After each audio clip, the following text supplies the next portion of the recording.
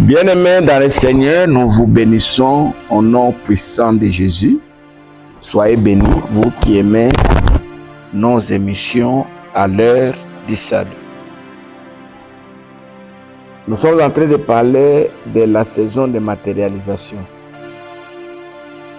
Et nous avions dit qu'il est très difficile de vivre la main de Dieu dans votre vie si vous avez un problème spirituel non réglé. Et les problèmes spirituels non réglés, bien-aimés dans le Seigneur, ont besoin d'être traités par ce qu'on appelle la délivrance. La délivrance, c'est le salut de quelqu'un, c'est la libération de quelqu'un, sous l'emprise d'une force plus supérieure que la personne qui souffre. Et nous avons donné beaucoup de concepts. Je ne serai pas rentré sur tout ça, qui demandent vraiment une attention particulière lorsque vous avez besoin que Dieu vous visite, lorsque vous avez besoin que Dieu vous aide. La fois passée, la dernière émission, nous avions parlé de la malédiction. Et d'une manière brève, je vous ai dit que la malédiction, c'était vivre les conséquences des mauvaises paroles. Vous vivez les conséquences des choses qu'on a prononcées contre vous. On a déclaré contre vous. Et dans ce monde, beaucoup de gens sont victimes de ça. Tout simplement parce que c'est lui qui avait prononcé, déclaré ces paroles, il avait une puissance plus supérieure que celui qui en souffre. Et ces mauvaises paroles ont resté collées et à la vie et à l'avenir de la personne. Nous avions parlé avec vous pour vaincre ces mauvaises paroles. Il faut seulement les détruire avec la parole, mais aussi il faut la prière. La prière, c'est un élément capital dans la vie de toute personne qui cherche de vivre une vie de bonheur.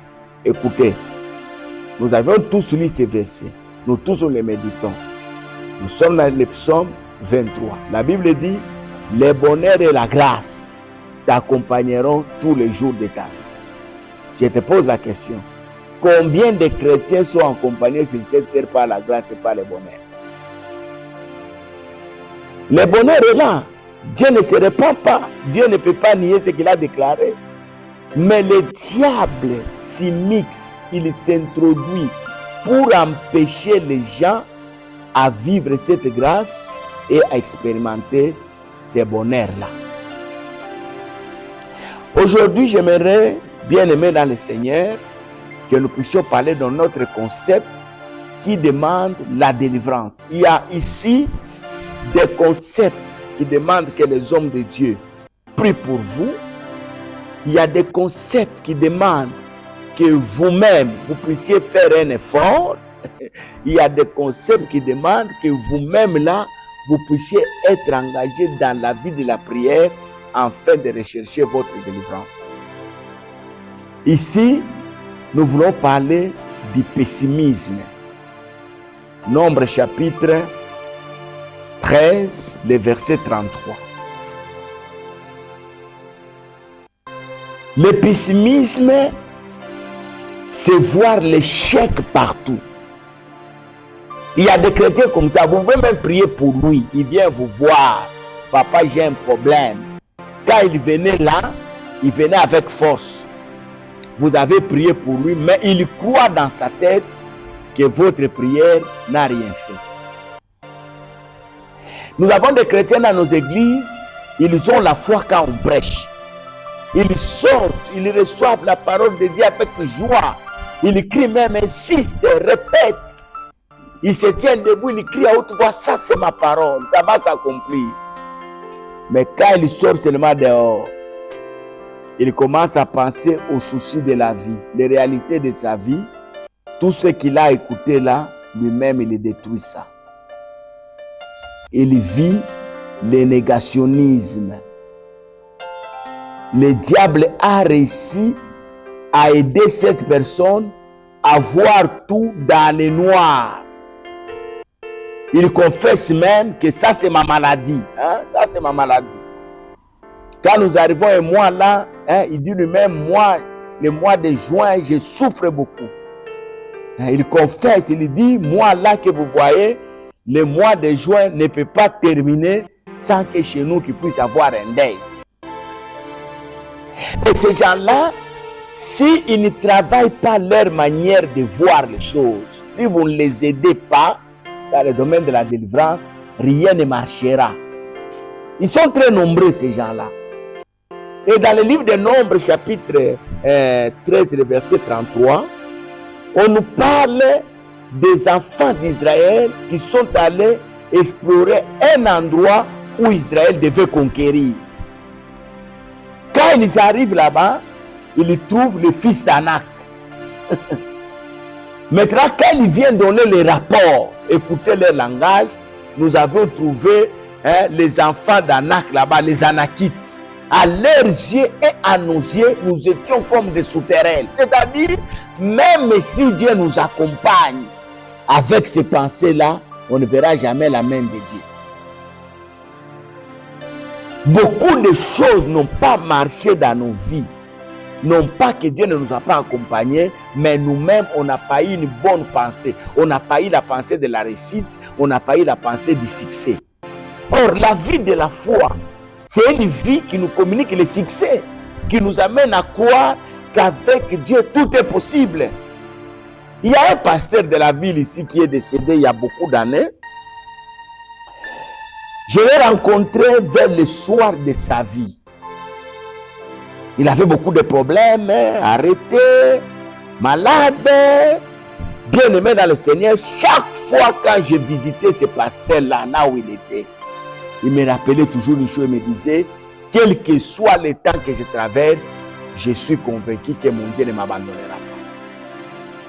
Quel que soit le moment que je traverse, je suis convaincu que le diable n'aura pas raison sur moi. Dieu ne peut pas permettre sur ma vie que le diable se glorifie. Voyez les paroles qu'avait cet homme de Dieu là. Il y a certains chrétiens, ils viennent bien aimés dans le Seigneur. Hein? Il a besoin que vous priez pour lui, afin qu'il obtienne son visa pour aller, par exemple, à l'espace Schengen. Il veut un visa de tout l'espace Schengen là-bas. Il vient, il vous pose ce problème. Vous priez pour lui. Et quand vous voulez vous séparer lui-même, il vous dit voilà, merci pour la prière, mais pasteur, pour avoir ce visa-là, ce n'est pas facile. Lui-même, il confesse que ce n'est pas. C'est un pessimiste. J'ai déjà 45 ans, hein, pour avoir un bébé, c'est un problème. Mais moi, je vous dis, dans le domaine de la délivrance, le travail que j'ai fait, moi, j'ai prié pour des femmes qui n'ont pas de trompe, qui sont conçues. Moi, j'ai prié, moi, apôtre Marcel. J'ai rencontré une femme qui m'a dit, on m'a amputé les trompes. Il m'a dit ça. Oh papa, j'ai mal rêvé, hein? Je rêve très mal. Les maris de femmes de nuit, les esprits incubés sur qui. J'ai fait des prières pour cette femme-là. Elle est partie. Après un temps, ses règles s'étaient arrêtées. Il ne voyait plus ses règles. 3 mois après, je me rencontre avec elle. Je me dis, papa, depuis que tu avais prié pour moi, je n'ai plus vu des règles. Et là, je vais de l'hôpital. Le médecin m'a dit, c'est la coagulation des sangs. J'ai dit, non, non. Moi, je crois que Dieu t'a visité. Comme tu avais besoin d'un enfant, Dieu t'a visité. Cette femme-là a mis au monde un enfant. Bien aimé dans le Seigneur, la foi marche avec les pensées positives. Lorsque vous avez les pensées négatives, la foi ne produira rien. Il te fera selon que tu crois. Nous, là-bas, vous nous envoyez, il y a les fils d'Anak, on ne sait pas, à leurs yeux, à nos yeux, bien aimé dans le Seigneur, vous priez pour quelqu'un, il commence à vous expliquer la grandeur de sa maladie. Non, le sida, c'est une maladie incurable. Le cancer ne se guérit pas. D'ailleurs, notre voisin est décédé de cette maladie-là. Lui aussi, il visitait un pasteur. On a beaucoup prié pour lui. Il a donné même les offrandes. On a fait des veillées chez lui à la maison. Il n'a rien vu. Bon, nous croyons que Dieu peut faire, mais c'est difficile. Bien-aimé dans le Seigneur, tu n'entreras pas dans la gloire si tu ne changes pas ta manière de voir les choses. Je crois que tu as aimé ce message. Que Dieu te bénisse.